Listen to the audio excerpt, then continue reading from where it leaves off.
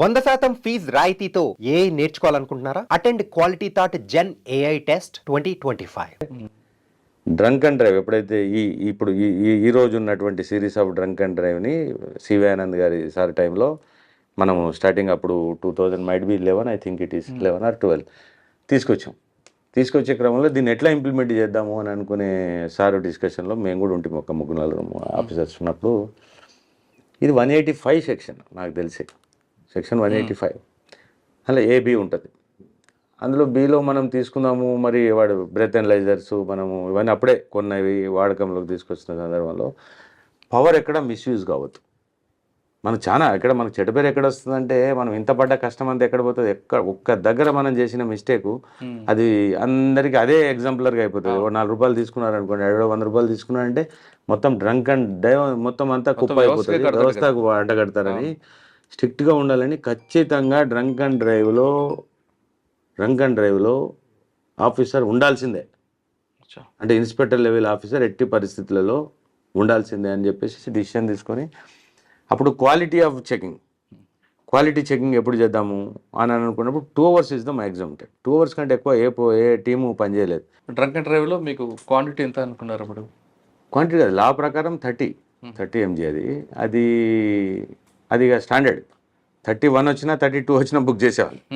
జనరల్గా 30 అన్నది ఎలా వస్తుందని అంటే అది అరెస్ట్ కేసు. అసలు 185 అనేది అరెస్ట్ కేసు. తాగిన వాడిని అరెస్ట్ చేయాలి.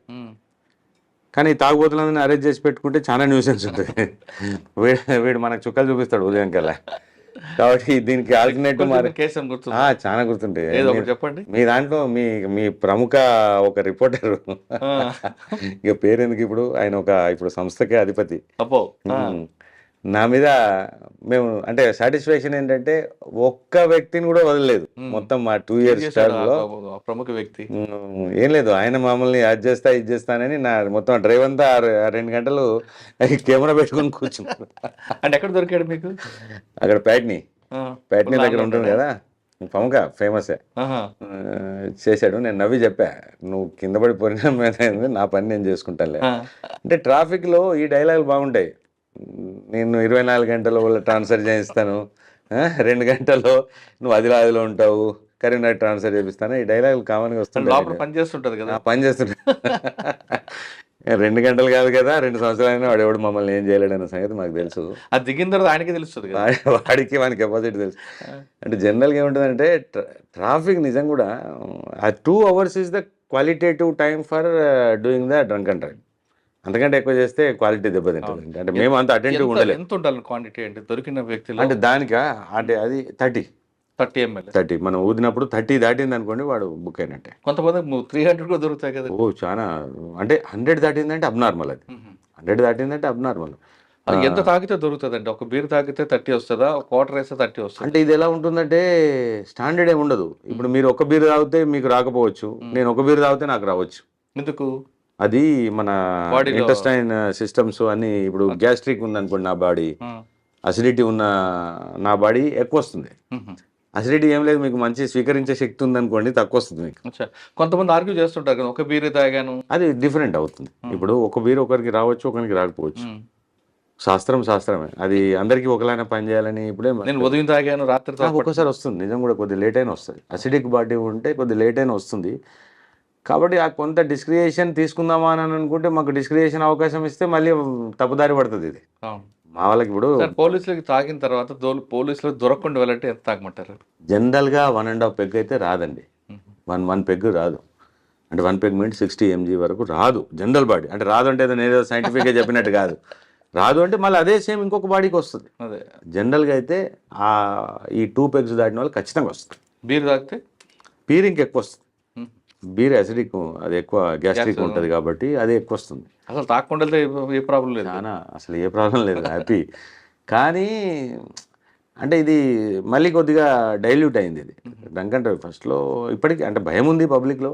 ఎవడు కూడా అంత ఈజీగా ఫర్ గ్రాంటెడ్ ఏం లేరు. దీంట్లో ఏముందంటే అండి, 2 అంటే అరెస్ట్ సెక్షన్ ఇది 185. దీనికి ఆల్టర్నేటివ్ ఏం చేసామంటే, మన దగ్గర ఎలానో జనరల్గా డాక్యుమెంట్ ఉండదు. డాక్యుమెంట్ లేనందుకు గాను మేము వెహికల్ సీజ్ చేస్తాం. Vehicle seizure is under 207. What having knowledge of the 2013 చెప్తున్నా. అప్పుడు ఐపీసీది ఇది.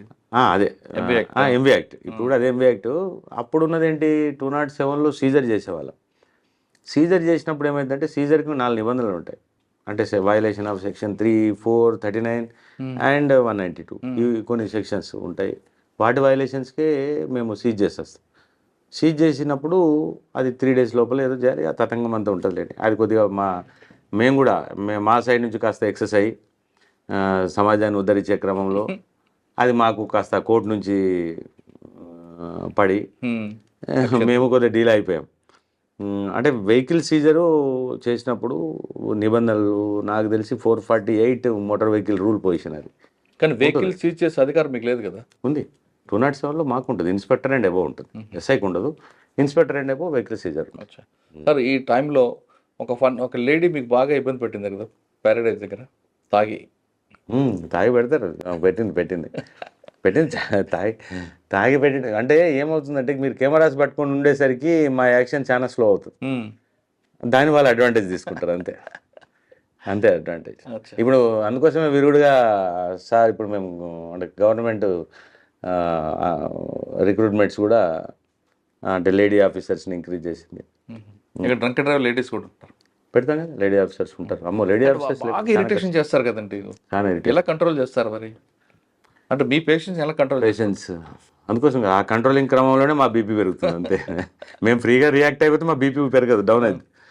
కంట్రోలింగ్ అనేది ఏంటంటే అంటే ఇక సిటిజన్ పెద్ద అఫెన్స్. పోలీసుల కన్నా ట్రాఫిక్ పోలీస్ పేషెంట్స్ ఎక్కువ ఉంటుంది. పేషెన్స్ నాకు అప్పుడు తక్కువే ఉండేది. పేషెన్స్ ఉంటుందని కాదు కానీ మన వాళ్ళు ఓపిక మెచ్చుకోవాలండి. ఓపిక చాలా అవసరం ఉంటుంది.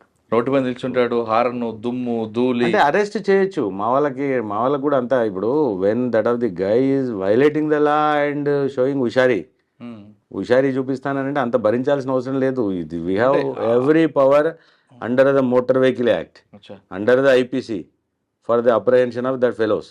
ఎవడైతే ఎక్కువ ఇప్పుడు మాకు ఓవర్ యాక్షన్ చేస్తే మాకు అప్రహెన్షన్ అంటే అరెస్ట్ పవర్ ఉంది మోటార్ వెహికల్ యాక్ట్లో కూడా.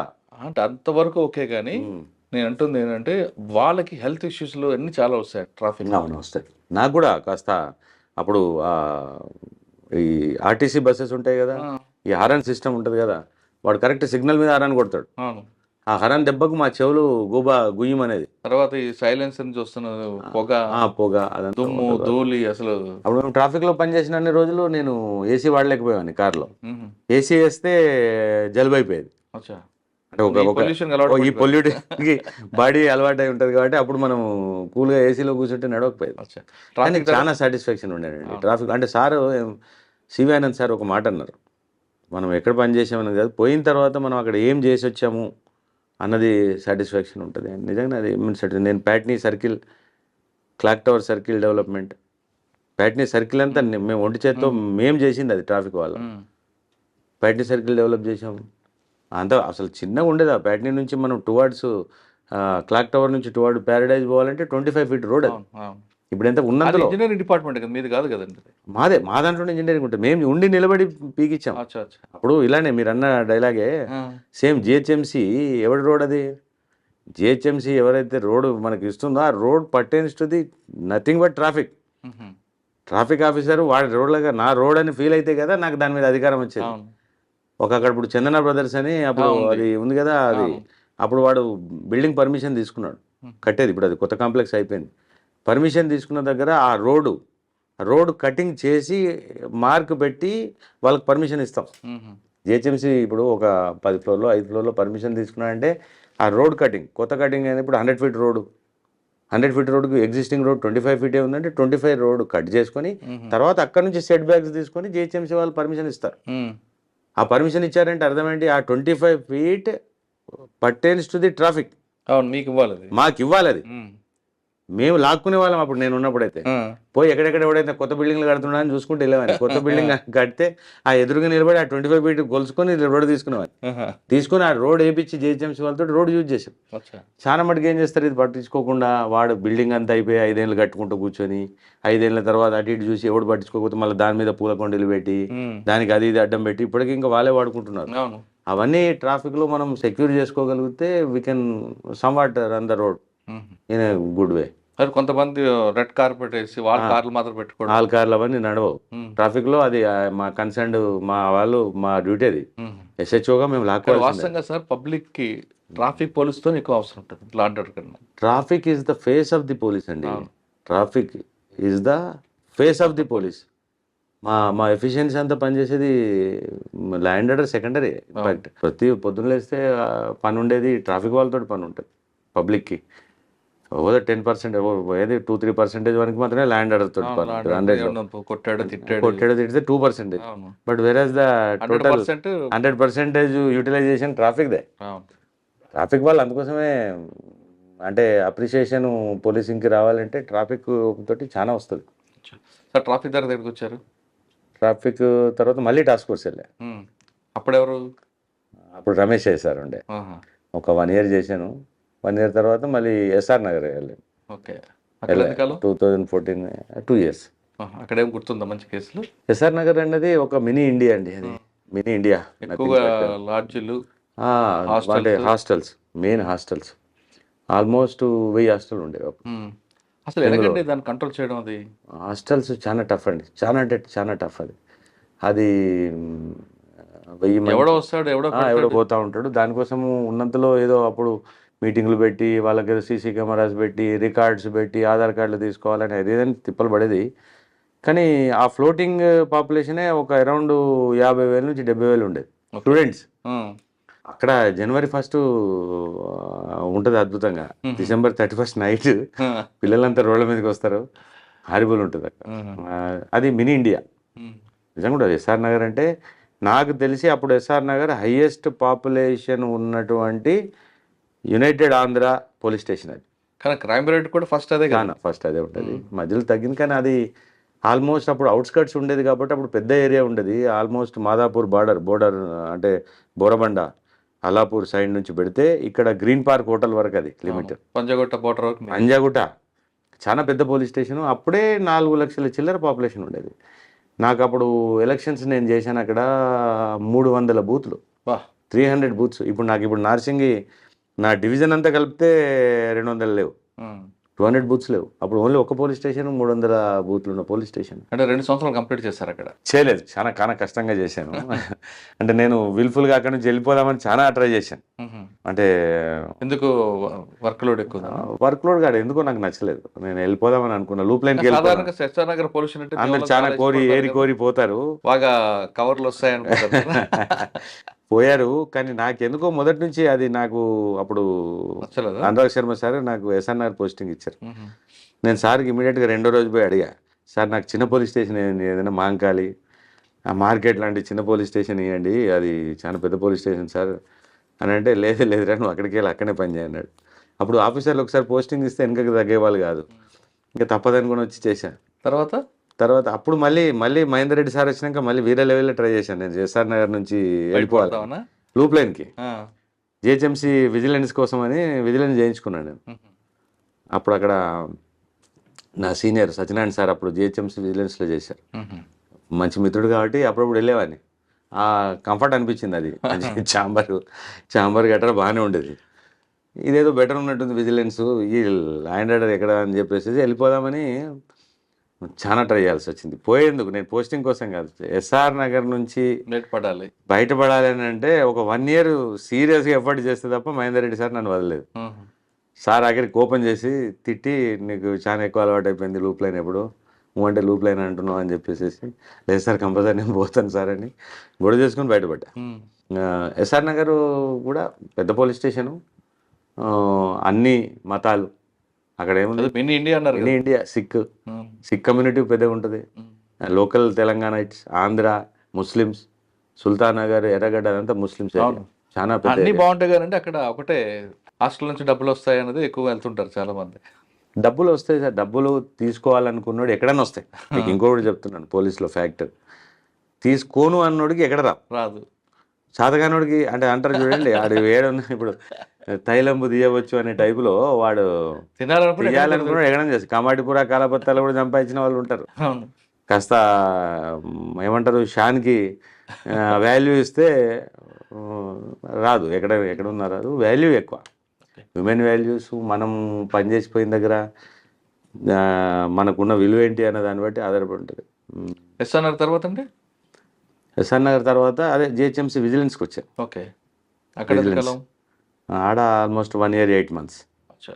ఆ క్రమంలో నాకు ఆ జిహెచ్ఎంసీ విజిలెన్స్ కూడా ఒక గుడ్ ఎక్స్పీరియన్స్. మంచి అంటే మున్సిపాలిటీ వాళ్ళు ఏం పని చేయరు, ఏదో అని మనం అన్ని ఎప్పుడైనా తిట్టాడు మున్సిపాలిటీలో పని చేస్తున్నావు అని అంటారు కదా. అవును.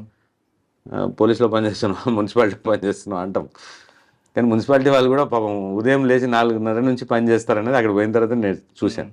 ఈవెన్ డీసీస్ అచ్చా. డిప్యూటీ కమిషనర్స్ కూడా 4 గంటలకు వాళ్ళు రౌండ్కి వెళ్తారు, రోడ్డు మీద రావాలి. రోడ్డు మీదకి వెళ్తారు. అవును. అక్కడ ఎంత ఫోర్స్, ఎంత అది 1000 ఫోర్స్ ఉంటుంది. మ్మ్. ఆల్మోస్ట్ 12,000 మంది ఉదయం లేస్తేనే పారిశుద్ధ్య కార్మికులు రోడ్డు మీదకి వస్తే వాళ్ళని సూపర్వైజ్ చేసే ఎస్ఎఫ్ఏలు, వాళ్ళ మీద ఏఈలు, మ్మ్. వాళ్ళ మీద డీసీలు చేస్తారు. కానీ అక్కడ బదనాం కారణం ఏంటంటే జిహెచ్ఎంసీలో మెయిన్గా ఈ టౌన్ ప్లానింగ్ వింగ్. ఆ టౌన్ ప్లానింగ్ వింగ్ కూడా ఏంటంటే వాళ్ళకి అక్కడ పెద్దగా మిషనరీ ఉండదు. మేము చూసాం కదా, టౌన్ ప్లానింగ్ మొత్తం జోన్కి అంతా కలిపి ఒక ఆఫీసర్ ఉంటాడు, AC hmm. Assistant commissioner of town planning. DPS. వాళ్ళు ఎంత ఉంటారు, 2-3 ఉంటారు. వాళ్ళు 4-5 కలిసి మొత్తం కలిపి జోన్ ఉద్ధరించడం అనేది జస్ట్ ఇంపాసిబుల్. మ్మ్. వాళ్ళు కూడా అక్కడ కరప్షన్ ఎందుకు అవకాశం ఎందుకు ఉంటుంది అంటే వీడు వీడు వీడు తప్పు చేస్తాడు కాబట్టి. మ్మ్. వీడు ఏం చేస్తాడు, వీడు ఒక ఫ్లోర్ వాడుకొని 4 ఫ్లోర్లు వేస్తుంటాడు. అవును, అది కరెక్ట్. 60 గజాలలో 6 ఫ్లోర్లు వేస్తుంటే అవును. ఇంకేమంటాడు వీడు. వీడు కూడా ఏం చేస్తాడంటే వీళ్ళు పోయిన వాళ్ళు ఎక్కడైతే నడుస్తుందో అక్కడ నడిపిస్తారు, మ్మ్. ఎక్కడైతే నడవదో అక్కడ నడిపారు పాపం వీళ్ళు. పోరు కూడా ఇల్లు. పోరు ఎక్కడైతే నడవదో వాళ్ళు అక్కడ రిటర్న్ వచ్చేస్తారు. ఆ. అన్నిటి దగ్గర కరప్షన్ ఏమి ఉంటుంది, కరప్షన్ అన్ని దగ్గర ఏమి ఉండదు. ఆయన ఏం తీస్తే తీసుకుని వస్తారు. అంతే, తీసుకున్న దగ్గర అమికబుల్ వేలో నడిపించుకుంటుంటారు. రియల్గా హైడ్రా అనేది చాలా అసలు రిక్వైర్డ్ టు ది హైదరాబాద్. మ్మ్. ప్రజలకు ఒక చట్టము, టౌన్ ప్లానింగ్ యాక్ట్ ఉంది, ఒక జిహెచ్ఎంసీ అనేది మర్చిపోయారు అందరూ, మున్సిపాలిటీస్ మర్చిపోయారు. వాడు ఇంక ఉల్టా వాడు ఏడుపు ఏముంటుందంటే నన్ను కట్టుకొనియట్లేదు అంటాడు. మ్మ్. వీడు తీసుకునే పర్మిషన్ ఎంత, వీడు కడుతుంది ఎంత. 50 గజాలలో 6 ఫ్లోర్లు కడుతుంటే మా దగ్గర ఇప్పుడు ఎస్ఆర్ఆర్లో బాపు నగర్ అని ఉంటుంది, మ్మ్. అవును. 50 గజాలు 5 ఫ్లోర్లు 6 ఫ్లోర్లు బిల్డింగ్లు ఉంటాయి అక్కడ. మ్మ్. ఎంత అన్యాయం ఇది. అందులో ఏమన్నా ఫైర్ యాక్సిడెంట్ అయితే కనీసం ఎంట్రీ కూడా కొట్టలేము మన లోపలికి, సెట్ బ్యాక్ ఏమి ఉండదు కదండి. ఏముండదు అందులో. అన్ని 40 feet రోడ్లు అవి. 40 feet కాదు, 40 feet ఎక్కడిది, ఆ. 7-8 ఫీట్లు ఉంటాయి. బా. మ్మ్. మీరు గట్టిగా మోటార్ సైకిల్ పోతుంది లోపలికి, అంతే, కారు కూడా పోదు అక్కడ. ఆ. అయినా వాడు అక్కడ నా రైట్ అంటాడు. నేను 10 ఫ్లోర్లు చిన్నప్పటి నుంచి ఇక్కడ